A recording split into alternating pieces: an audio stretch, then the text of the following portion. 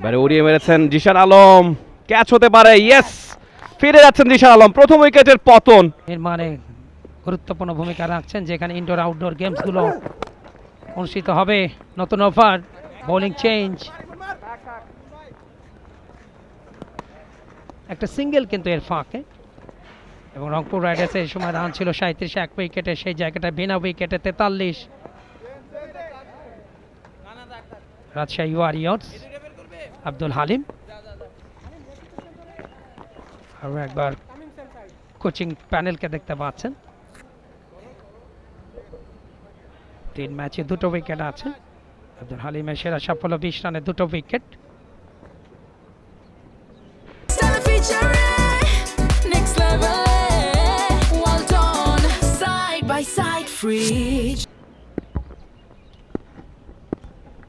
তানজিদ তামিম এবারে কাট করেছেন, টাইমিংটা ঠিকঠাক হয়নি, নুরুল হাসান সোহানের হাতে যাবে। আপনি বলছিলেন দুই ওপেনারের কথা, তানজিদ তামিম এবং জিশান আলম, এই দুজনকে কিন্তু বিপিএল এর মূল পর্বেও দেখা যেতে পারে ওপেন করতে। তবে রাজশাহী ওয়ারিয়র্সের টিমে সাহিবজাদা ফারহান, তাদের ইনক্লুশন, পাকিস্তানের হয়ে তিনি ওপেন করে থাকেন। নিঃসন্দেহে তাকে হয়তোবা ওপেনিং স্লটে জায়গা করে দেবে রাজশাহী ওয়ারিয়র্স, এবং ইতিমধ্যে 43টি রান স্কোরবোর্ডে জমা করতে পেরেছে। রান রেটটা কিন্তু রেকর্ড রান রেট চেয়ে অনেকখানি বেশি।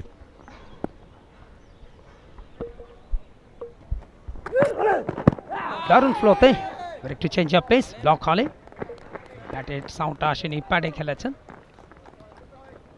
এবং লেগ বাই সংকেতটাও এসছে, একটা সিঙ্গেল অতিরিক্ত থেকে 44, কোনো উইকেট না হারিয়ে। এবং আপনার টিমে যখন এরকম সলিড দুজন পাওয়ার হিটার থাকবে ওপেনার, অবশ্যই আপনি তাদের উপরে অনেকটা নির্ভর থাকবেন। তবে আমাদের কিন্তু সবচেয়ে বড় যে দুর্বলতা সেটি হচ্ছে ধারাবাহিকতা। এই জায়গাটায় যত বেশি আমরা ইজি হব ততই কিন্তু আমাদের জন্য সেটা হবে বেটার। তবে এই দুটো দলের দিকেই কিন্তু ফোকাস, নতুন আসর, 12তম আসর বিপিএলে।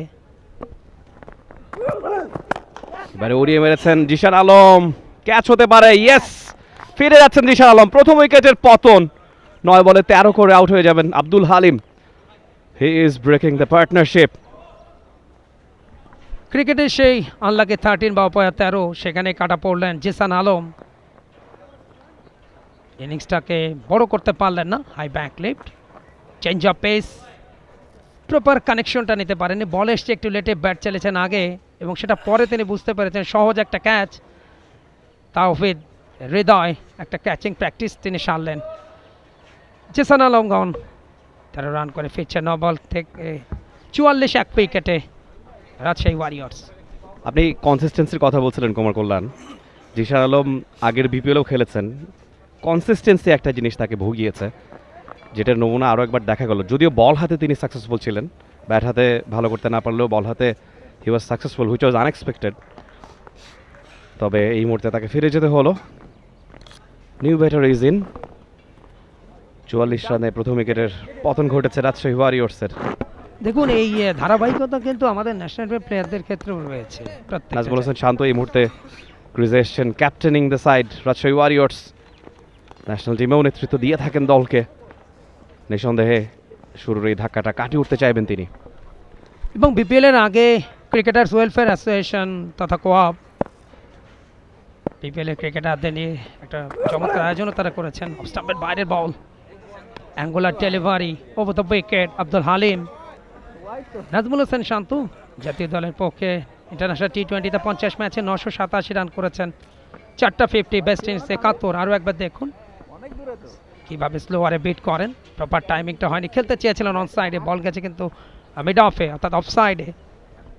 এবং নাজমুল হাসান শান্তর কথা বলছিলাম, ডোমেস্টিক টি20তে 177 ম্যাচে 3743 রান, বেস্ট ইনিংস 115, 2টো সেঞ্চুরি, 17টা হাফ সেঞ্চুরি। বল এবারে দেখে শুনে খেলেছেন, রিস্ক নিতে চাননি। আব্দুল হালিম চমৎকার একটা ওভার শেষ করলেন, মাত্র 2টো রানে ওভার থেকে এসছে এবং একটা উইকেট তিনি নিয়ে নিয়েছেন। 5 ওভার শেষে রাজশাহী ওয়ারিয়র্স 44 এক উইকেটে। এই মুহূর্তে কমেন্ট্রি বক্সে ডাবল চেঞ্জ। আর একবার ওয়েলকাম জানাচ্ছি নাবিল কায়েসার এবং Rahul রয়কে। For more updates, subscribe to our YouTube channel and click on the bell icon. Follow us on Facebook and Instagram. Download T-Sports app to enjoy exciting games and highlights. Visit tsports.com.